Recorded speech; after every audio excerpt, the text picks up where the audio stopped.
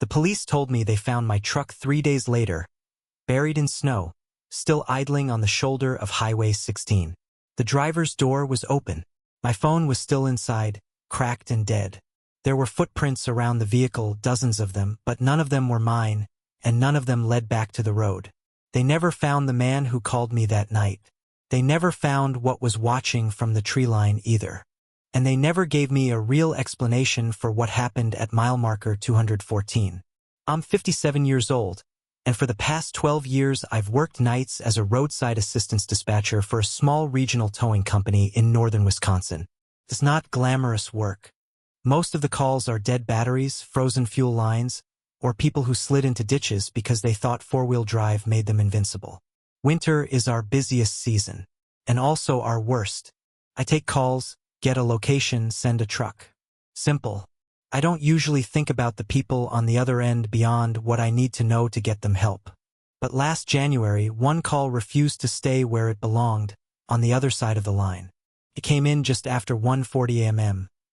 During one of those nights when the snow is so thick it swallows the sound of the wind. The screen flashed, "Unknown caller." That wasn't unusual.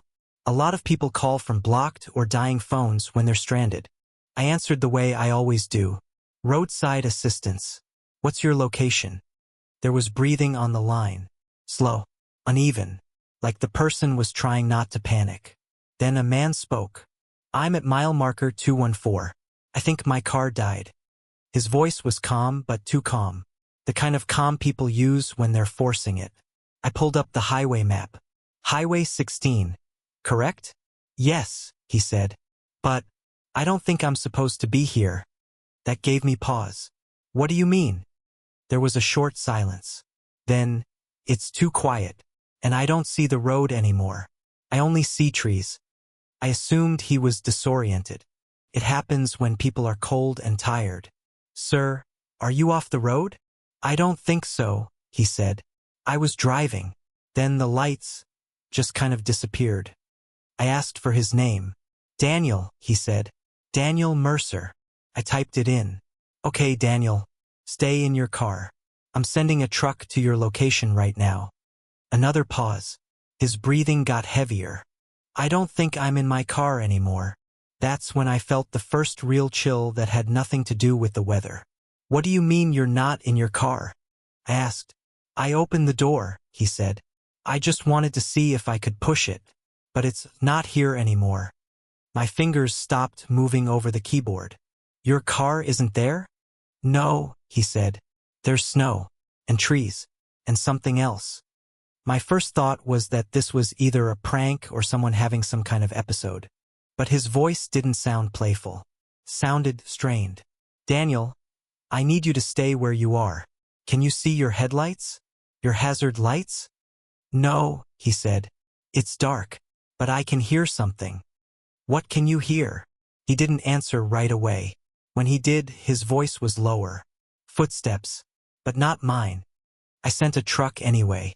Closest unit was about 35 minutes out because of the storm. "Daniel," I said, keeping my voice steady, "I want you to get back in your vehicle if you can." "I don't know where it is," he said. I turned around and it was just gone, like it never existed. I started typing notes into the call log. Disoriented. Possible hypothermia. Possible shock. "Daniel, are you injured?" "No," he said. "But I think someone is standing between the trees." My stomach tightened. "Can you see them?" "Not clearly," he said. "They're just darker than the dark, like a shape that's missing." I didn't like that description at all. "Daniel, listen to me," I said. "I need you to stay on the line. Don't approach anyone. Don't go into the woods. Help is on the way." "I don't think they're in the woods," he said. "Where are they?" Another long silence. Then he whispered, "I think they're on the road." That made no sense. If he was at mile marker 214, the road should have been right there. "Daniel, can you turn on your phone's flashlight?" "I tried," he said. "It just shows snow, and marks, like something was dragged." My pulse was in my ears now. "Daniel, I need you to stay where you are and keep talking to me." "I don't think they want me to," he said. "Who?" The footsteps stopped. I heard something faint over the line, a sound like wind moving through branches, or breathing that wasn't his. "Daniel," I said. "Daniel, talk to me." "They're close," he whispered. "I can feel it. It's like when you know someone is standing right behind you, even if you don't hear them." "Daniel, get back to the road," I said. "Follow the snow tracks, your tire tracks." "I can't find them," he said. "There are too many prints." My pen froze over the notepad. "Too many?" "Yes," he said. "They're everywhere. Circles. Like they were walking around something." "Around what?" He didn't answer. Then I heard him inhale sharply. "Oh," he said. "They're not circles." "What are they?" "They're coming in from the trees." The line crackled. "Daniel, I need you to stay with me." "They're not people," he said. "They walk wrong." That was when his voice finally broke. "They're standing on the road now." I leaned forward in my chair. "Daniel, get back in your car." "I told you," he said. "It's not here." The breathing on the line changed. Faster. Shallow.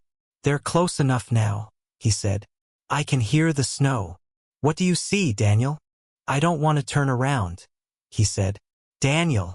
"They're behind me." There was a sound like fabric shifting, like someone turning too fast in heavy clothes. Then he screamed. The line stayed open, but he wasn't talking anymore. I could hear wind, and something else. A wet, dragging sound, like boots being pulled through slush. "Daniel," I said. "Daniel, can you hear me?" No answer. Then, very faintly, I heard his voice again. "They don't have faces." The call cut out. The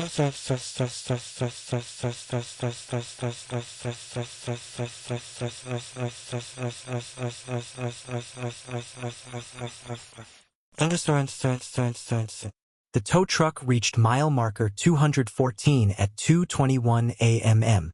They found his car exactly where it should have been. Half buried in snow, engine cold, doors closed, lights off. No sign anyone had been inside recently. No sign of Daniel. But there were footprints. Not just one set. Dozens. They circled the car. They crossed the road. They went into the trees. And none of them came back out. The police told me later they followed them as far as they could.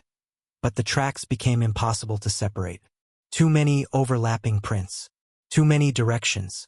They never found Daniel Mercer. 3 days later, a plow driver called in a stranded vehicle farther up the highway. It was Daniel's car. Same license plate. Same dented bumper. This time it was parked neatly on the shoulder. Engine still running. Driver's door open. And footprints all around it. But again, none of them led back to the road. They told me room 214 doesn't exist. The hotel manager said their building only has rooms up to 212. The police said the floor plan doesn't show anything past the vending machines. And the fire inspector swore there has never been a door there. But I slept in that room. And whatever was in there with me is the reason I still don't stay in hotels alone anymore. I'm 62 now, retired, but 5 years ago I was still driving cross-country twice a month for work. Mostly boring trips, industrial suppliers, warehouse meetings, small towns that all look the same after sunset. In February of that year, a snowstorm caught me in western Nebraska, the kind that turns highways into white tunnels and makes every mile feel like a gamble. It was close to midnight when I pulled off at a faded exit sign that promised a motel and gas. The motel was a long, low building with buzzing fluorescent lights and a parking lot that looked like it hadn't been fully plowed in days. Only 2 other cars were there.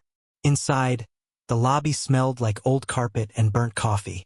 A tired-looking woman at the desk slid a key card toward me without much conversation. "Second floor," she said. "End of the hall." I asked her the room number. 214, she said, without looking up. That should have been my first warning. I just didn't know it yet. The elevator was broken, so I took the stairs. The second floor was quiet in that heavy, padded way hotels get late at night. The carpet muffled my footsteps. The ice machine hummed somewhere behind the walls. I walked past rooms 201, 203, 205. All the odd numbers on the left, evens on the right. but something felt off. After 212, there was a vending machine. And after the vending machine, there was a door. Room 214. It was at the very end of the hallway, where the building should have stopped. No window beside it. No emergency exit sign nearby. Just a door, a number plaque, and a faint, cold draft I couldn't explain. I told myself I was tired. Long drives do that to you. The room itself looked normal at first. Queen bed, small TV, desk by the wall, bathroom light that flickered when I turned it on. But it was colder than the rest of the hotel, like the heater had never quite worked right in there. I dropped my bag, locked the door, and sat on the bed to take my boots off. That's when I noticed the silence. Not quiet hotel at night silence. The kind of silence where your ears almost start ringing because there's no background noise at all. No pipes. No distant TVs. No footsteps in the hall. Just nothing. I turned the TV on. It showed static. I flipped channels, every single one was dead. No signal. I shrugged it off and went to take a shower, figuring I'd sleep and hit the road early. The bathroom mirror was foggy from the steam, and for a second I thought I saw something behind me in the reflection. But when I turned, there was only the closed door and my towel hanging on the hook. I told myself again that I was tired. I went to bed around 12:40 a.m. I don't know how long I slept before I woke up, but it was because I felt like someone was standing too close to me. You know that feeling when your body wakes up before your mind does. My eyes opened, and I was staring at the ceiling. The room was dark, but not completely. A thin, gray light leaked in from under the door, and I could hear breathing. Not mine. It was slow, careful, like someone trying to stay quiet in a room they didn't belong in. I didn't move. I didn't even turn my head. My heart was pounding so hard I was sure whoever it was could hear it. The breathing was coming from the foot of the bed. I forced myself to speak. "Hello." The breathing stopped. The silence came back, heavier than before. I reached for the lamp on the nightstand and turned it on. The room was empty. No one by the bed. No one by the door. No one in the corner. I got up and checked the bathroom. Empty. Closet. Empty. The door was still locked from the inside. I stood there for a long minute, trying to convince myself I'd been dreaming. But I knew the difference between a dream and that feeling of someone being too close. I lay back down, but I didn't really sleep after that. Just drifted in and out, listening. Around 3 a.m., I heard something new. Footsteps in the hallway. Slow. Uneven. Like someone walking while dragging one foot. They passed my door. Then stopped. I held my breath. The handle didn't move. But I heard something else instead. A soft, almost curious sound. Like someone leaning in close to the door to listen. Then the footsteps continued down the hall. A few minutes later, they came back. This time, they stopped right outside my room. I watched the thin strip of light under the door. A shadow passed over it. Then another. 2 people, I thought. Or maybe one person shifting their weight. Then something brushed against the door. Not a knock. Not a push. More like someone resting their hand there. I don't know why I did it, but I spoke again. "Front desk." No answer. The shadow stayed there for a long time. Long enough that my legs started to cramp from staying so still. Finally, it moved away. I didn't sleep after that at all. At first light, I packed my things and left the room as fast as I could. The hallway looked normal. Quiet. Empty. When I got downstairs, the woman at the front desk was there again, drinking coffee. I put the key card on the counter. "I think someone was outside my room last night." She frowned. "Which room were you in?" 214. Her expression changed. Just for a second. Like I'd said something in the wrong language. "There is no room 214, she said. I laughed because I thought she was joking. "End of the hall. Past the vending machine." She shook her head slowly. "Sir, the last room on that floor is 212. I felt cold in a way the heater never touched. "That's not true. I slept in 214. She turned her monitor toward me and pulled up the floor plan. The hallway ended at the vending machines. No extra room. No door. I told her to come upstairs with me. We took the stairs. Walked down the hall. Past 212. The vending machines were there. And the wall behind them was solid. No door. No frame. No number plaque. Just wallpaper. I stood there staring at it, my stomach twisting. "That's impossible," I said. "I was just there." She looked at me like she didn't want to ask the next question. "Are you sure you didn't fall asleep in your car, sir?" I showed her the receipt. Room 214, printed in plain black ink. She went quiet. The police came later that morning. They checked the floor, the walls, the maintenance access. Nothing. No hidden room. No sealed doorway. One of them asked me to describe what I heard. When I told him about the breathing and the shadows under the door, he exchanged a look with the other officer. "What?" I asked. He hesitated. "We've had complaints. People saying they hear someone walking in that hallway at night. But there's never anyone there. They refunded my stay and suggested I get some rest. But here's the part that still bothers me. When I got back to my car, my phone finally had signal again. I had one missed call. Timestamp, 2:14 a.m. No caller ID. No voicemail. And when I checked my photos later that day, there was one picture I didn't remember taking. It was a blurry shot of a hotel door, with the number 214 on it. They found my brother's snowmobile 2 weeks later, half buried in a drift, still pointed toward the ridge. The fuel tank was empty. The key was still in the ignition. His phone was found 50 yards away, screen cracked, flashlight still on. They never found his body. What they did find were the tracks. They went out into the open field. They stopped in the middle of nowhere. And around that spot something had been walking in circles. My brother Paul was 61, stubborn in the way men get when they've spent their whole lives fixing their own problems. He lived alone on a small property in northern Minnesota, near a stretch of land that was mostly empty snowfield and trees. In winter, it's beautiful. In winter, it's also deadly if you're not careful. Paul loved his snowmobile. He used it the way other people use a pickup truck. Grocery runs, checking fences, visiting neighbors when the roads were bad. He'd been riding those machines since the 1980s and treated them like they were part of his body. So when he didn't answer his phone for 2 days in February, I told myself he was just busy or had lost reception. When the 3rd day passed, I started making calls. The sheriff went out to check his place. The house was locked. The truck was in the driveway. No signs of a struggle. No note. No nothing. That's when we started looking at the snowmobile trails. There was only one fresh set of tracks leaving his property. They went straight out toward the open field. I joined the search on the 4th day. The cold that week was the kind that makes your breath feel sharp in your lungs. The sky was clear, the snow untouched except for Paul's trail and the marks from the search team's vehicles. We followed his tracks for almost 2 miles. That's when they stopped. Not turned around. Not faded out. Just stopped. Right in the middle of a wide, empty field. The sheriff crouched down and frowned. "Looks like he got off here." I looked around. There was nothing. No fence. No trees. No broken machine. "Why would he stop here?" I asked. Nobody had a good answer. Then one of the volunteers pointed something out. "There are other tracks." At first, I thought he meant animal tracks.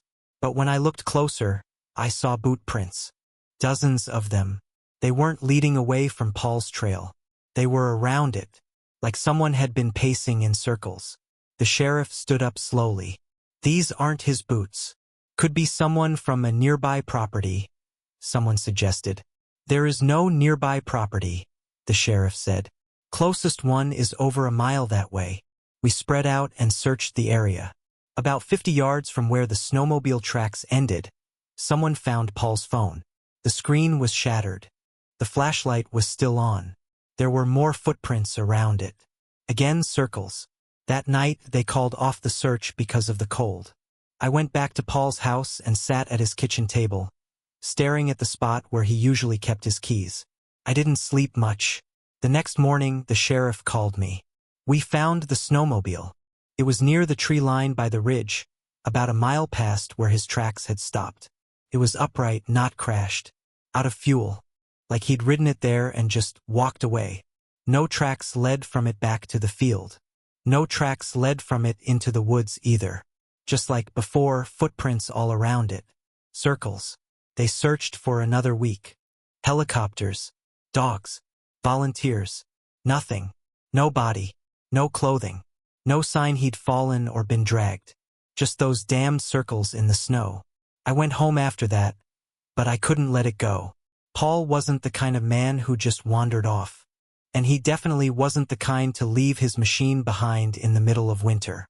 A month later, I went back out there by myself. I don't know what I was hoping to find. Maybe I just needed to see it again with my own eyes. The snow had fallen a few times since then, but you could still make out the general area where everything had happened. The field was quiet in that way only big open places get. No wind, no birds, no distant traffic. Just silence. I stood where they said his tracks ended. And that's when I noticed something I hadn't before. The field wasn't as empty as it looked. Far out near the ridge, I saw something dark against the snow. First, I thought it was a rock or a broken fence post. Then it moved. Slowly. Side to side. Like someone shifting their weight while standing still. I raised my binoculars. It was a person. Or at least it was shaped like one. They were standing far enough away that I couldn't make out details. Just a tall, thin silhouette against the white. "Hello," I called out. My voice sounded small in the open space. The figure didn't wave, didn't walk away. It just stood there. I told myself it was probably another searcher, or a landowner, or someone out for a walk. But something about the way they were standing felt wrong. Too still, too straight. I started walking toward them. After about 20 steps, I stopped. Because I realized something strange. No matter how far I walked, they didn't seem to get any closer. The distance between us stayed the same. I checked the ground in front of me. My footprints were there, clear and fresh. I looked back. The field behind me was empty. When I looked forward again, the figure was still there. Still swaying slightly. Still watching. A cold feeling settled in my stomach. I raised my binoculars again. This time, I noticed there was something wrong with the way the snow looked around them. There were tracks. Not leading to them. Not leading away. Just circles. Perfect, overlapping circles in the snow around where they stood. My phone buzzed in my pocket, and I nearly dropped the binoculars. It was a text from the sheriff's office. "We need to talk to you. Someone reported seeing a man matching your brother's description near the ridge." My heart started pounding. I typed back, "Where exactly?" The reply came a few seconds later. "Near the open field. About where his tracks ended." I looked up. The figure was gone. The field was empty. No movement. No sound. Just my footprints in the snow. And, far out near where the figure had been standing, a dark ring in the white. I didn't go any closer. I turned around and went back to my car. They never found Paul. A few months later, another man went missing in the same area. Then another the winter after that. Same pattern. Vehicles found. Phones left behind. Tracks that ended in the open. And circles in the snow. The sheriff told me they think people get disoriented out there. Whiteout conditions. Snow blindness. Hypothermia. Maybe that's true. But sometimes, late at night, I get a notification on my phone. No number. No message. Just a location pin. Right in the middle of that field. And when I open the map, for just a second before it refreshes, I can see something marked there. A small, dark shape, surrounded by a circle.